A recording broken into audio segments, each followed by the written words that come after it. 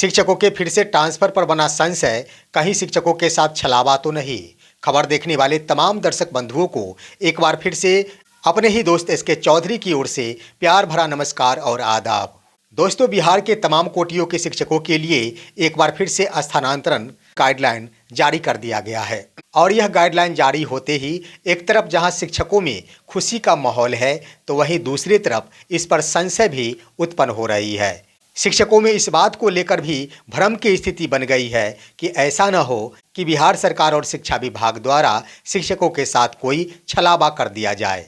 दोस्तों, मैं बता दूं कि सभी कोटियों के शिक्षकों के लिए यह स्थानांतरण गाइडलाइन जारी किया गया है, जिसमें नियमित कोटि के शिक्षक, बीपीएससी से बहाल शिक्षक और सक्षमता उत्तीर्ण शिक्षक, यानी इन तीनों ही कोटियों के शिक्षकों के लिए यह स्थानांतरण गाइडलाइन जारी किया गया है, जिस गाइडलाइन के अनुरूप ही शिक्षकों द्वारा ऑनलाइन माध्यम से आवेदन किया जाएगा। आइए दोस्तों, हम सिलसिलेवार तरीके से जानते हैं कि आखिर किन कोटि के शिक्षकों के लिए यह काफ़ी फायदेमंद साबित हो रहा है तथा किन कोटि के शिक्षक इस पर संशय की नज़रों से देख रहे हैं कि सरकार के द्वारा कहीं छलावा तो नहीं किया जा रहा है। लेकिन इससे पहले ज़रूरत है कि अगर आपने अभी तक हमारे इस चैनल को सब्सक्राइब नहीं किए हैं तो कृपया अभी सब्सक्राइब कर ले और अच्छा लगे तो हमारे इस वीडियो को शेयर भी अवश्य करें। दोस्तों, आइए पहले हम जानते हैं कि जो भी स्थानांतरण के लिए गाइडलाइन जारी किया गया है उसके मुख्य बिंदु क्या है। मुख्य बिंदु के रूप में हम संक्षिप्त रूप में बता दें कि सर्वप्रथम यह स्थानांतरण गाइडलाइन विशेष समस्या वाले शिक्षकों के लिए जारी किया गया है। यानी इस गाइडलाइन के अंतर्गत शिक्षा विभाग द्वारा उन्हीं शिक्षकों के लिए स्थानांतरण की व्यवस्था की गई है जिनके पास कुछ विशेष प्रकार की समस्याएं हैं। यानी इन बिंदुओं से ही स्पष्ट हो गया है कि जिन शिक्षकों को स्थानांतरण की आवश्यकता नहीं है वह आवेदन नहीं करेंगे, उनका स्थानांतरण नहीं होगा, और जिन्हें आवश्यक है वही आवेदन करेंगे। जिन्हें आवश्यक है उसमें 7 प्रकार के आवश्यकताओं वाले शिक्षकों की कोटि का निर्धारण किया गया है, जिसमें दिव्यांगता की समस्या है, असाध्य रोग की समस्या है, विधवा या फिर तलाकशुदा संबंधी समस्या है, पति पत्नी के निकट नहीं होने की समस्या है, और सबसे अंतिम समस्या है कि घर से दूर की समस्या है। इन्हीं समस्याओं के आधार पर शिक्षकों को विकल्पों का चुनाव करना है। हर हाल में सबसे पहले शिक्षकों के पास कौन सी समस्या है उन समस्याओं को चिन्हित करना होगा, उसके बाद ही वो अपना आगे फॉर्म भर सकेंगे। हम बताते चले दोस्तों कि ढेर सारे शिक्षक स्थानांतरण नहीं चाहते हैं, उन्हें आवेदन भरने की आवश्यकता नहीं होगी, और ढेर सारे ऐसे शिक्षक हैं जिनके पास दूरी की बड़ी समस्या है, और इन कोटि के शिक्षकों के द्वारा दूरी की समस्या संबंधी विकल्पों का चुनाव किया जाएगा। साथ ही साथ इस गाइडलाइन में जारी ये भी किया गया है कि आपके स्तर से सादे कागज में आवेदन लिखते हुए इसे अपलोड किया जाएगा। अब यहाँ पर सवाल ये उठ रहा है कि क्या आवेदन किनको लिखा जाएगा।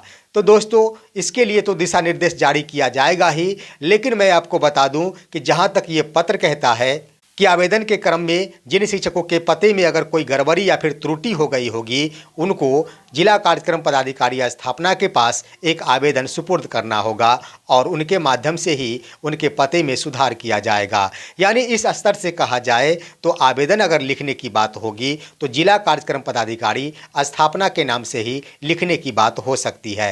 वैसे गाइडलाइन जारी किया जाएगा अलग से, जो आप सभी को पता चल जाएगा। इस गाइडलाइन का दूसरा बिंदु ये है कि इसमें शिक्षकों को 10 विकल्पों का चुनाव करने का मौका दिया गया है, और पुरुष संवर्ग के शिक्षकों को पहले जहां अनुमंडल के रूप में विकल्पों का चुनाव करना था, अब उस बाध्यता को समाप्त कर दिया गया है। साथ ही साथ महिला शिक्षिका हो या फिर पुरुष संवर्ग के शिक्षक हो, दोनों ही कोटियों के शिक्षकों के लिए एक समान विकल्पों का ही चुनाव करने का अवसर प्रदान किया गया है। यानी माननीय पटना उच्च न्यायालय का जो भी कथन था कि स्त्री या फिर पुरुष में किसी भी प्रकार का भेदभाव नहीं अपनाया जाना चाहिए, इसे पालन करते हुए शिक्षा विभाग के द्वारा यह दिशा निर्देश जारी कर दिया गया है। और दोस्तों, सबसे बड़ी बात ये होगी कि पहले जहां महिला संवर्ग के शिक्षकों के लिए अपना गृह पंचायत या फिर मायके के पंचायत का चुनाव नहीं करना था, लेकिन इस गाइडलाइन में इन बिंदुओं का उल्लेख कहीं भी नहीं किया गया है। हो सकता है इसके लिए कोई अलग से दिशा निर्देश जारी किया जाए, लेकिन जब शिक्षकों द्वारा विकल्पों का चुनाव किया जाएगा और उसके अंतर्गत अगर उनके सामने अपना गृह पंचायत भी सामने नजर आता है तो उनके द्वारा उसका चुनाव कर लिया जाएगा।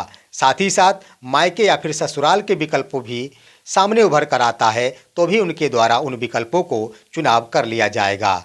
यानी स्पष्ट हो गया है कि इस नए स्थानांतरण में मायके वाले पंचायत हो या फिर नगर निकाय हो या फिर अपना गृह पंचायत हो या फिर नगर निकाय हो, ये कोई मायने नहीं रखेगा। शिक्षक अपने भी पंचायत में जा सकेंगे। फिलहाल यही इस पत्र में उल्लेख किया गया है।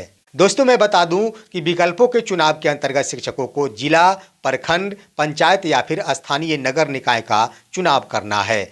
यानी स्पष्ट हो गया है कि पंचायत ही शिक्षकों के लिए आधार बनेगा और उन्हीं पंचायतों में से किसी एक पंचायत में शिक्षकों को स्थानांतरित किया जाएगा। और आवेदन के क्रम में तिथियां भी निर्धारित की गई है कि 1 दिसंबर से लेकर 15 दिसंबर 2024 तक तमाम कोटि के शिक्षकों द्वारा आवेदन किया जा सकेगा। तो ये मुख्य बिंदु है और ये मुख्य बिंदु खास तौर पर नियमित संवर्ग के शिक्षक और बीपीएससी से बहाल शिक्षकों के लिए बिल्कुल ही सही है, बिल्कुल ही सत्य है। परंतु इसी गाइडलाइन के अंतर्गत सक्षमता उत्तीर्ण शिक्षकों के लिए भी यह प्रावधान कर दिया गया है कि उन्हें भी अगर स्थानांतरण चाहिए तो वो आवेदन कर सकते हैं। दोस्तों, यहीं पर संशय उत्पन्न होता है कि यह स्थानांतरण जिला संवर्ग के शिक्षकों के लिए है, क्योंकि शिक्षकों द्वारा दूसरे जिलों का विकल्पों के रूप में भी चुनाव किया जा सकता है, जो जहां चाहे वहां के विकल्पों का चुनाव कर सकते हैं। तो आखिर सक्षमता उत्तीर्ण शिक्षक जो अभी तक नियोजित शिक्षक हैं, वो राजकर्मी नहीं बने हैं, फिर वो कैसे आवेदन कर सकेंगे? हर हाल में आवेदन करने से पहले इन शिक्षकों को राजकर्मी बनाना होगा, जिला संवर्ग में स्थानांतरित करना होगा, तभी इनका स्थानांतरण संभव हो सकता है। और इन्हीं बिंदुओं पर शिक्षकों के अंदर यह समस्याएं उत्पन्न हो गई है और संशय व्याप्त हो गई है कि ऐसा न हो कि शिक्षा विभाग द्वारा सक्षमता उत्तीर्ण शिक्षकों से आवेदन करवा लिया जाए और उनके स्थानांतरण के बाद जो भी विद्यालय उन्हें आवंटित होंगे उसमें योगदान करने के बाद ही उन शिक्षकों को विशिष्ट शिक्षक का दर्जा प्रदान किया जाए। क्योंकि दोस्तों, जिस तिथि को माननीय पटना उच्च न्यायालय द्वारा इस स्थानांतरण पर रोक लगाई गई थी, उसी तिथि को प्रेस कॉन्फ्रेंस जारी करते हुए शिक्षा मंत्री माननीय सुनील कुमार के द्वारा ये बातें कही गई थी कि फिलहाल इस स्थानांतरण को 1 साल के लिए रोक दिया गया है। जब तक कि 5 सक्षमता पूर्ण नहीं हो जाते तब तक इन शिक्षकों का स्थानांतरण नहीं होगा। तो यहाँ पर यही संशय उत्पन्न हो रहा है कि कहीं शिक्षा मंत्री की बातें सत्य न साबित हो जाए, कहीं शिक्षा विभाग और बिहार सरकार खास तौर पर नियोजित शिक्षकों के साथ यानी सक्षमता उत्तीर्ण शिक्षकों के साथ कोई खेल नहीं खेल दे, क्योंकि अभी तक कोई पत्र नहीं जारी किया गया है। एसीएस द्वारा ये भी बातें कह दी गई थी कि राज्य सरकार की ओर से एक तिथि की घोषणा की जाएगी, जिस तिथि को शिक्षकों द्वारा अपने ही विद्यालय में एक बार फिर से योगदान करना होगा। लेकिन उससे पहले ही ट्रांसफर संबंधी गाइडलाइन जारी कर दिया गया। यह कहीं से भी उचित साबित नहीं होता है। वहीं दोस्तों, एक और मुख्य सवाल ये भी खड़ा होता है कि जब सरकार द्वारा ही ये बातें कह दिया गया कि एक बार फिर से स्थानांतरण नीति का निर्माण किया जाएगा, तो पहले स्थानांतरण नीति का निर्माण होना चाहिए था, उसके बाद ही स्थानांतरण हेतु गाइडलाइन जारी किया जाना चाहिए था। तो अभी तक स्थानांतरण नीति का निर्माण नहीं हुआ, तो आखिर कैसे गाइडलाइन जारी कर दिया गया, कैसे स्थानांतरण हेतु आवेदन हेतु तिथियां की घोषणा कर दी गई, ये भी संशय उत्पन्न करता है। लेकिन दोस्तों, मैं बता दूं कि यह शिक्षा विभाग है। शिक्षा विभाग भले ही शिक्षकों को हमेशा ही नियमों पर चलने की नसीहत देती है, लेकिन वो खुद नियम पर नहीं चला करती है। सबसे ज़्यादा अगर नियम का उल्लंघन करती है तो वो शिक्षा विभाग करती है। आपने देखा होगा कि जब बीपीएससी टीआरई 1 के अंतर्गत बहालियां हो रही थी, उस समय भी बिहार के लगभग 25,000 से ऊपर शिक्षकों ने बीपीएससी शिक्षक के रूप में योगदान लिया था। वे सभी के सभी पूर्व से नियोजित शिक्षक थे, लेकिन जब उन्हें योगदान देने की बात आई तो शिक्षा विभाग द्वारा यह दिशा निर्देश दिया गया कि उन सभी को अपने अपने नियोजन इकाई से विरमित होकर ही नई सेवा में जाना होगा। और तमाम शिक्षकों द्वारा अपने नियोजन इकाई से विरमित होना पड़ा और उस विरमण के उपरांत वो नए जगह पर जाकर विद्यालय में योगदान किए। सवाल उठता है कि शिक्षकों ने अपने नियोजन इकाई से विरमण प्राप्त किया, तो क्या किसी एक प्रखंड नियोजन इकाई के पास इतना अधिकार है कि वो शिक्षकों को दूसरे जिला हेतु विरमित कर सकती है? नियोजन इकाई का पावर सिर्फ अपने ही नियोजन इकाई के अंतर्गत है। हर हाल में अगर नियमबद्ध तरीके से कह दिया जाए कि नियोजन इकाई के द्वारा जो भी विरमण किया गया था, वह विरमण शिक्षकों के लिए उसी नियोजन इकाई के अंतर्गत ही मान्य था। वे दूसरे जिले में जाकर योगदान कर लिए। इसका मतलब हुआ कि नियोजन इकाई का दायरा पूरा बिहार हो गया। इन बातों पर सोचने से हंसी आती है, क्योंकि शिक्षा विभाग अपने ही नियम पर नहीं चला करती है और एक बार फिर से अपने ही नियम को तोड़ेगी शिक्षा विभाग।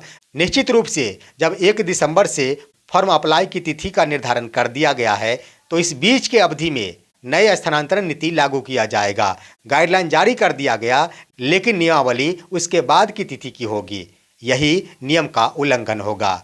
रह गई बात कि सक्षमता उत्तीर्ण शिक्षक आखिर कब राजकर्मी बनेंगे। जब तक वो राजकर्मी नहीं बनते हैं, तब तक उनका ट्रांसफर किसी अन्य जिले में नहीं हो सकता है। तो आखिर सक्षमता उत्तीर्ण शिक्षकों को राजकर्मी बनाया ही नहीं गया, क्योंकि स्पष्ट ही कह दिया गया है कि जब शिक्षक नए विद्यालय में योगदान करेंगे, उसी तिथि से वो विशिष्ट शिक्षक कहलाएंगे। अगर शिक्षा विभाग द्वारा ये बातें नहीं मानी जाती है, इसका मतलब हुआ कि विशिष्ट शिक्षक नियमावली में संशोधन करना होगा और इन बिंदुओं को विलोपित करना होगा। और इन आधार पर ये लगता है कि अब हर हाल में 1 दिसंबर से पहले शिक्षा विभाग के द्वारा एक अधिसूचना जारी करते हुए तमाम सक्षमता उत्तीर्ण शिक्षकों को एक तिथि से राजकर्मी का दर्जा देना होगा। लेकिन शिक्षा विभाग की यह रणनीति कहीं से भी एक्सेप्ट करने लायक नहीं है। शिक्षा विभाग नियम से नहीं चलती है और हमेशा ही अपने ही जाल में फंसती ही जा रही है। रह गई बात दोस्तों कि शिक्षकों को जब अपने ही विद्यालय में योगदान करना है, उस समय भी एक सवाल खड़ा होगा, क्या शिक्षकों को अपने पद से त्यागपत्र देना होगा? उस समय त्यागपत्र कहीं से भी जायज नहीं होगा, क्योंकि शिक्षक अपने ही विद्यालय में है, तो उस समय सिर्फ व सिर्फ विरमण ही मान्य होगा। क्योंकि अगर शिक्षक त्यागपत्र दे देते हैं तो उनकी सेवा टूट जाएगी, लेकिन वो विरमित हो जाते हैं तो वो शिक्षक अपने ही विद्यालय में रह जाएंगे। इसके आधार पर उनका नियोजन इकाई भी मान्य हो जाएगा, क्योंकि नियोजन इकाई का पावर अपने नियोजन इकाई के अंतर्गत होता है। तो हर हाल में नियोजन इकाई द्वारा शिक्षकों को विशिष्ट शिक्षक पद पर विरमित किया जाता है, तो यह बिल्कुल ही 100% मान्य होगा और शिक्षक सेवा निरंतरता के हकदार हो जाएंगे। तो इसीलिए शिक्षकों को चाहिए कि धैर्य अवश्य दिखानी चाहिए। जिस दिन वो विशिष्ट शिक्षक पद पर योगदान करेंगे, कदापि शिक्षकों को अपने पद से त्यागपत्र नहीं देना चाहिए, तभी उन्हें सेवा निरंतरता का लाभ मिल सकता है। अगर वो त्यागपत्र दे देते हैं तो उन्हें सेवा निरंतरता का लाभ कदापि नहीं मिल पाएगा। फिलहाल इन तमाम बिंदुओं के ऊपर आप सभी का क्या राय है? अपनी राय भी कमेंट के माध्यम से अवश्य दीजिए। हमारे इस वीडियो को लाइक कर तमाम दोस्तों के पास शेयर अवश्य कीजिए और अब दीजिए अपने ही दोस्त SK चौधरी को इजाज़त। जय हिंद, जय भारत।